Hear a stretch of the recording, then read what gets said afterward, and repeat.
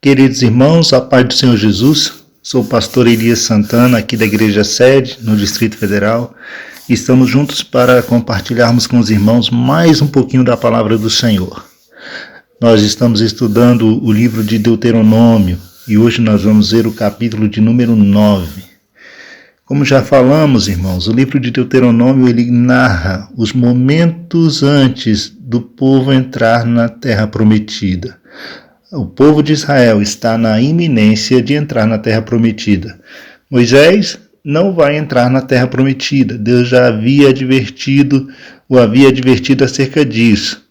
Porém, ele traz no livro de Deuteronômio suas últimas recomendações a este povo. Moisés está aqui preparando o povo para entrar na terra prometida. Então, abra sua Bíblia no capítulo de número 9 do livro de Deuteronômio. Nessa parte do discurso, irmãos, Moisés ele vai lembrar o povo que a sua conduta, desde que tinham deixado o Egito, havia sido qualquer coisa, menos uma conduta exemplar. Mas apesar disso, Deus ele sempre foi longânimo e manifestou a sua graça para com o seu povo. Moisés está se dirigindo à nova geração. Aqui não são mais aquelas pessoas que deixaram o Egito juntamente com Moisés, Josué e Caleb. Aqui são os filhos daquela geração. Mas estes também precisavam ouvir tudo o que aconteceu com seus antepassados e saber que, assim como seus antepassados, eles também são pecadores. Vejam os versículos de 1 a 3. Então Moisés comunicou ao povo: Ouve, ó Israel, hoje estás atravessando o Jordão para ires conquistar nações mais numerosas e poderosas do que tu, cidades grandes, cercadas com muros que vão até o céu. Tu conheces e tens ouvido a fama dos Anaquins, um povo muito alto e forte, filhos dos gigantes, sobre os quais se diz: quem poderá resistir diante dos filhos dos gigantes? Contudo, comprovarás no dia de hoje que o Senhor teu Deus vai atravessar a sua frente como um fogo devorador. E é precisamente ele quem os aniquilará, e é ele quem os submeterá a ti, ó Israel, porquanto tu os expulsarás e rapidamente os farás perecer de acordo com as instruções do Senhor. Certamente, irmãos, esta geração já tinha ouvido falar do que aconteceu em Cades Barneia, quando o povo pela primeira vez foi para entrar à terra prometida e Moisés enviou os espias para verificarem como era a terra, e eles voltaram com aquele relatório assustador. E como o povo foi rebelde e não confiou no Senhor e teve medo dos gigantes daquela terra. Josué e Caleb eram os únicos que haviam sobrado daquela geração. E com certeza essa geração nova conhecia essa história. Moisés então aqui está advertindo a eles acerca do que eles vão enfrentar, chamando a atenção daquele povo para o fato de que as nações que eles vão enfrentar são povos mais poderosos do que eles, povos mais fortes do que eles, povos gigantes. Porém, o detalhe do versículo 3 é muito importante. Ele diz: contudo, comprovarás no dia de hoje que o Senhor teu Deus vai atravessar a sua frente.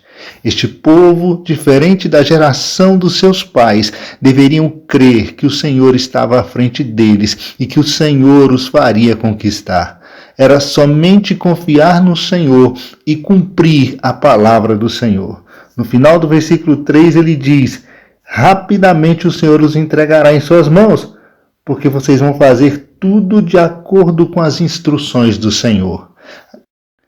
Tudo que aquele povo precisava fazer era obedecer à voz de Deus para poder possuir a terra.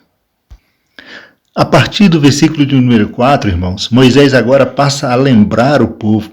Mais uma vez ele vai lembrar o povo, porque ele já fez isso no capítulo de número 8, de que a terra prometida, ela não é uma recompensa de Deus para aquele povo, mas sim uma dádiva. é um presente de Deus para aquele povo. Eles jamais poderiam olhar para aquele momento e ver aquilo como uma recompensa de Deus pela retidão deles. Jamais. Deus estava, através de sua bondade, cumprindo ali o pacto, a aliança que ele fez com os seus antepassados, com Abraão, com Isaque e com Jacó, para dar a eles e seus descendentes a terra de Canaã. Veja o que diz o versículo de número 4. Quando o Eterno, o teu Deus, os tiver removido da tua presença, não permitas que o teu coração te diga: ora, o Senhor me conduziu a esta terra para herdá-la e dela tomar posse por causa da minha justiça. Não, ao contrário, é por causa da própria malignidade destas nações que o Senhor vai expulsá-las da tua presença. De fato, não é por causa de algum ato de justiça de tua parte, tampouco pela retidão do teu coração que estás entrando à terra prometida para dela tomar posse. É por causa da impiedade dessas nações que o Senhor vai expulsá-las da tua frente, e também para cumprir a palavra que jurou aos teus pais, Abraão, Isaque e Jacó. Sabe, portanto, não é de forma alguma por qualquer mérito de justiça ou porque sejas bom, que o Senhor teu Deus te concede possuir esta boa terra, porquanto tu és um povo teimoso e desobediente. Vejam, irmãos, que Deus aqui foi bem claro. Moisés é bem específico com esse povo. Moisés diz, olha, não é por causa da bondade de vocês, não. Deus está fazendo isso, primeiro, porque esse povo, esses povos que ocupam agora a terra, a malignidade desse povo, a maldade desse povo já chegou no seu limite, e Deus agora vai usar a nação de Israel para trazer juízo contra este povo. É por causa disso.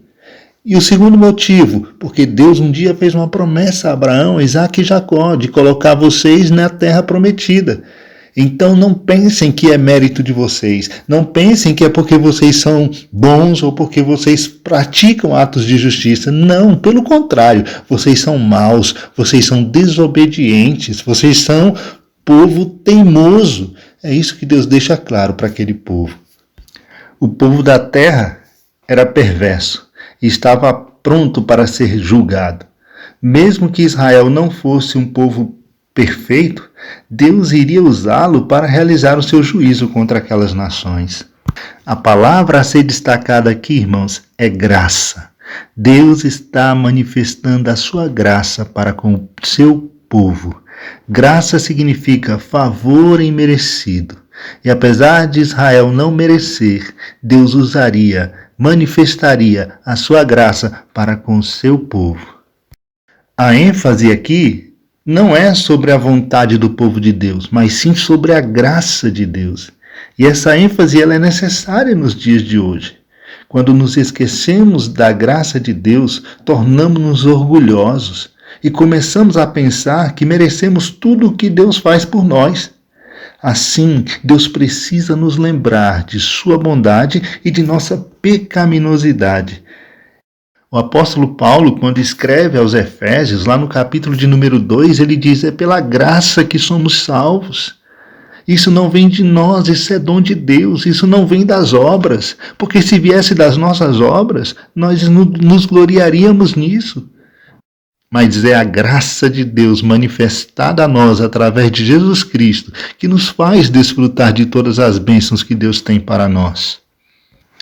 E agora, a partir do versículo 7 do capítulo 9 até o versículo de número 11, lá do capítulo 10, Moisés ele vai trazer à memória do povo todas as suas desobediências. Alguns fatos que marcaram a caminhada desse povo durante esses 40 anos de peregrinação. O modo como foram rebeldes contra o Senhor. O modo como desobedeceram à voz do Senhor. E como a ira do Senhor se acendeu contra este povo no deserto. Mas ainda assim, Deus manifestou sua misericórdia para com esse povo. E o primeiro fato que Moisés vai abordar com esse povo acerca da sua rebeldia contra Deus é exatamente o momento em que eles fizeram um bezerro de ouro, lá no Monte Sinai. O pecado de Israel em adorar o bezerro de ouro foi gravíssimo diante do Senhor. Veja que a história de libertação de Israel das garras dos egípcios, da escravidão egípcia, é uma história que demonstra a graça de Deus, o poder de Deus para com aquele povo. E ainda assim o povo se rebelou contra o seu Redentor. Israel era o povo de Deus, remido pela mão do Senhor, e ainda assim fez um novo Deus para que pudesse adorar. Veja que aquele povo, irmãos, tinha diante deles um Monte Sinai, que fumegava, onde eles puderam ouvir a voz de Deus falar a eles de forma audível, Deus falando com Moisés, Deus falando ao povo. Fato é que o momento foi assustador, o povo sentiu muito medo, a ponto de dizer: Moisés, olha aqui, Deus fale com você e não fale mais conosco, e você fale para nós o que Deus te disser. Mas mesmo assim eles viram a manifestação de Deus ali naquele monte. E apesar de terem visto a manifestação de Deus, este povo ainda constrói um bezerro de ouro para adoração. Veja o que diz o versículo 7 do capítulo 9 de Deuteronômio. Lembra-te e jamais te esqueças de que muito provocaste a ira do Senhor teu Deus no deserto, desde o dia em que fostes liberto e saíste da terra do Egito até a vossa chegada a este lugar, estáis sendo rebeldes contra o Senhor. A declaração de Moisés é que este povo sempre foi rebelde, desde quando saíram do Egito. Rebeldia não era algo recente para este povo. Olha o versículo de número 8. Até mesmo quando eu subi o monte Horebe, irritaste o Senhor, e o Eterno se enfureceu contra vós a ponto de pensar em exterminar-vos da face da terra. Veja que quando Moisés estava no monte, e essa narrativa que ele vai fazer nos versículos seguintes, ele estava no monte, ele ficou ali por 40 dias e 40 noites. Moisés não comeu e não bebeu. Ele estava com o Senhor, e o Senhor estava entregando a Moisés as tábuas da lei. Porém, em um determinado momento, Deus diz a Moisés: desce porque o povo se corrompeu. Esse povo se corrompeu. Deus já sabia o que estava acontecendo lá embaixo. Eles haviam feito um bezerro de ouro e estavam adorando aquele bezerro como se fosse o próprio Deus. E dizendo para aquele bezerro: olha, aqui está o nosso Deus que nos tirou da terra do Egito. Nada é mais terrível, irmãos, do que a idolatria. Nada entristece mais o Senhor do que a idolatria. E a idolatria é o primeiro passo para que outros pecados tomem conta do coração do homem. Quando lemos Romanos no capítulo 1, nós vemos que a idolatria levou o povo a um estado de degeneração e de afastamento de Deus, a ponto de Deus os entregar às suas próprias concupiscências. Temos que ter cuidado com o nosso coração, irmãos, porque às vezes a gente pensa que idolatria é somente adorar ídolos, fazer imagens. Não, é tudo aquilo que ocupa o lugar de Deus em nosso coração. É tudo aquilo que nós olhamos e colocamos numa posição superior à posição que Deus deve ocupar em nossa vida. Tudo isso é idolatria. Pode ser nosso emprego, pode ser nossa família, pode ser um filho, pode ser o dinheiro. Temos que ter bastante cuidado com isso. Veja o que Deus disse para Moisés lá no monte quando o povo se corrompeu com o bezerro de ouro. Versículo de número 13. Vejo claramente o quanto este povo é de fato um povo insubordinável e de dura cerviz. Porquanto não me supliques por eles, vou exterminá-los e apagar o seu nome de debaixo do céu. Entretanto, vou fazer de ti uma nação mais numerosa e mais poderosa do que esta. Veja que Deus estava decidido a destruir o povo por conta de sua idolatria, por conta do seu afastamento de Deus. Mesmo vendo toda a manifestação de Deus, sua glória, sua majestade, aquele povo foi capaz de se distanciar do Senhor. A impaciência e a incredulidade impeliram Israel a pecar tão gravemente no Monte Sinai, pois Moisés havia subido a montanha para estar com o Senhor e demorou ali 40 dias.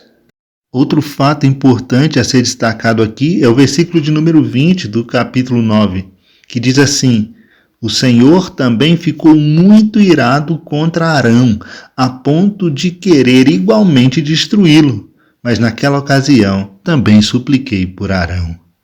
Veja, irmãos, que a ira do Senhor não foi somente contra o povo de Israel, mas também contra a sua liderança. Arão estava na liderança do povo, enquanto Moisés estava no monte. E ele deveria ter se oposto ao povo quando pediram um bezerro de ouro. Mas ao invés disso, condescendeu em cumprir as exigências de Israel. Moisés havia dado ao seu irmão a autoridade para que ele pudesse conduzir o povo, liderar o povo durante a sua ausência. E Arão poderia ter reunido os líderes das tribos e rogado para que o povo não desobedecesse às ordens do Senhor. Mas talvez, pensando em agradar o povo e evitar um conflito, acabou cedendo. Nunca podemos subestimar a importância da liderança espiritual que o Senhor concede à sua igreja. Cabe aos líderes espirituais do povo de Deus, àqueles que estão à frente da obra, incentivar o povo e estimulá-los à obediência à palavra do Senhor. Em qualquer circunstância, independente do que for, porque importa agradar ao Senhor. Muitas vezes nós estamos preocupados mais em agradar o povo do que agradar a Deus. E isto é ruim, tanto para o povo quanto para aquele que está à frente do trabalho. Nos versículos 22, 23 e 24, Moisés então aqui destaca outros atos de rebeldia deste povo contra o Senhor durante a peregrinação pelo deserto. Veja o que diz o versículo 22. Também irritastes continuamente ao Senhor em Taberá, em Massá e em Quibrote Ataavá. E o que aconteceu nesses lugares, irmãos? Em Taberá, o povo reclamou das suas dificuldades, das dificuldades que eles estavam encontrando nessa caminhada pelo deserto. E Deus então se revolta com a murmuração daquele povo e Deus enviou fogo do céu para consumir algumas pessoas das cercanias do acampamento. Esse fato está registrado lá no capítulo 11 do livro de Números, a partir do versículo 1. Taberá significa queimadura. E esse nome deveria ser lembrado pelo povo, porque eles pecaram contra o Senhor, eles murmuraram contra o Senhor. E também murmuraram contra Moisés, e o Senhor mandou fogo do céu e consumiu os murmuradores. Outro momento de rebeldia que Moisés traz à memória deste povo foi exatamente o que está registrado lá no livro do Êxodo, capítulo 17, versículos de 1 a 7. Quando o povo nas águas de Massá colocaram Deus à prova, pois estavam em meio ao deserto e não havia água para aquele povo beber. De modo que Moisés feriu a rocha e Deus proveu água em abundância para o seu povo. O nome Massá significa provando e é colocado junto com a palavra Meribá, que significa contendendo. Portanto, esse povo ele colocou Deus à prova ali no deserto, contendendo contra Moisés e contendendo contra o Senhor. Um outro episódio de rebeldia do povo de Israel contra o Senhor, lembrado aqui, é o que ocorreu em Quibrote Ataavá. Foi aquele momento registrado lá em Números, também no capítulo 11, onde o povo reclamou do maná. O povo reclamou porque sentia a falta das cebolas, sentia a falta dos melões do Egito, sentia a falta de carne e começou a pedir carne para Moisés. Foi uma situação terrível, deprimente. Moisés chega ao ponto de dizer para Deus: olha, Senhor, eu não sou o pai desse povo, não fui eu quem gerei esse povo e eles ficam agora chorando, me pedindo para que eu dê carne para eles. Moisés disse: estou cansado, Senhor. Me mata, me tira a vida. Moisés foi tomado de uma tristeza. Ele estava tão cansado e ouvindo esse povo murmurar e reclamar diante de tudo aquilo que Deus já havia concedido para eles, reclamar inclusive contra o maná que Deus havia enviado para eles. Foi nesse momento que Deus tomou a decisão de enviar codornizes para aquele povo. E Deus enviou bastante codornizes. Moisés disse: olha, tá aí as codornas, vocês vão comer, e vai sair pelo nariz, vai sair pela boca, vocês não querem codorna, vocês não querem carne, então Deus vai dar carne para vocês. E enquanto os israelitas estavam comendo a carne, o julgamento do Senhor veio sobre eles. E Deus enviou uma praga no acampamento. Deus concedeu o que eles haviam pedido, mas fez-lhes definhar a alma, conforme está lá no Salmo 106, versículo 15. Às vezes, o maior julgamento de Deus é permitir que os nossos desejos sejam satisfeitos. Romanos, no capítulo de número 1, versículos 22 a 28, o apóstolo Paulo diz: Deus os entregou às suas próprias concupiscências, aos seus próprios desejos. E por fim, irmãos, no versículo 23, Moisés traz a memória daquele povo, a rebelião daquele povo contra o Senhor, lá em Cádiz Barneia. Veja o que diz o versículo 23. E quando o Senhor vos enviou de Cádiz Barneia, ordenou: subi e tomai posse da terra que eu vos dei. Entretanto, vós vos revoltaste contra as ordens do Senhor vosso Deus. Não lhes destes crédito e não obedecestes à sua voz. Moisés lembra aqui exatamente o momento em que os espias voltaram após inspecionar toda a terra e trazem o relatório para aquele povo. E diante do relatório apresentado por aqueles homens, o povo sentiu medo, o povo se acovardou, o povo perdeu a esperança, o povo não confiou no poder de Deus, na graça de Deus para colocá-los ali na terra. 10 espias se revoltaram contra Moisés, Josué e Calebe e desestimularam o povo a confiar no Senhor. Este foi o grande pecado de Israel em Cádiz Barneia. Durante a marcha do Egito para Cádiz, os israelitas haviam visto a mão de Deus operando cada dia, suprindo todas as suas necessidades. Mas em Cádiz acharam que Deus não era grande o suficiente para lhes dar vitória sobre as nações de Canaã, mostrando assim um perverso coração cheio de incredulidade. A incredulidade, irmãos, é um pecado deliberado. É tentar o Senhor. É como se nós olhássemos para Ele e disséssemos: não vamos confiar em Ti e não vamos obedecer às Tuas ordens.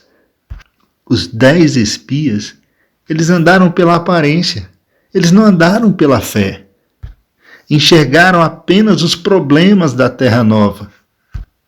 Porém, Moisés, Arão, Calebe, Josué, estes andaram pela fé e creram que Deus poderia derrotar qualquer inimigo e superar qualquer obstáculo à entrada do povo na Terra Prometida. Afinal, foi o Senhor quem prometeu colocar este povo na posse daquela terra. Portanto, meus irmãos, esta revisão dos pecados de Israel mostra o quanto o coração daquele povo era endurecido, o quanto aquele povo fora rebelde durante essa caminhada pelo deserto nestes 40 anos. Porém, mostra também que Deus jamais abandonou o seu povo durante toda esta caminhada. E que Deus deu-lhes o perdão em muitas ocasiões, quando deveria ter trazido sobre eles julgamento. Isso nos faz lembrar o salmista no Salmo 103, quando ele diz: o Senhor não nos trata segundo os nossos pecados, nem nos retribui consoante as nossas iniquidades. É a misericórdia de Deus manifestada ao seu povo.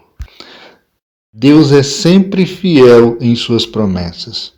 E mesmo quando nós não permitimos que Ele governe nossas vidas, Ele prevalece e ainda assim cumpre os seus propósitos.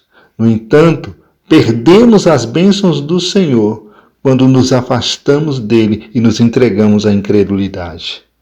Foi exatamente o que aconteceu com a geração que saiu da terra do Egito. E Moisés agora repete todos estes atos para que essa geração nova não caia nos mesmos erros da geração anterior. Aprender com o erro dos outros custa mais barato, não é mesmo? Que Deus vos abençoe, meus amados irmãos. Fica na paz do Senhor Jesus. Agradeço a nossa pastora presidente por essa oportunidade, pastor Gideon Júnior, que está à frente desse projeto, e cada um dos irmãos que estão acompanhando essa leitura bíblica. Que Deus vos faça crescer em graça e no conhecimento da sua palavra. Amém.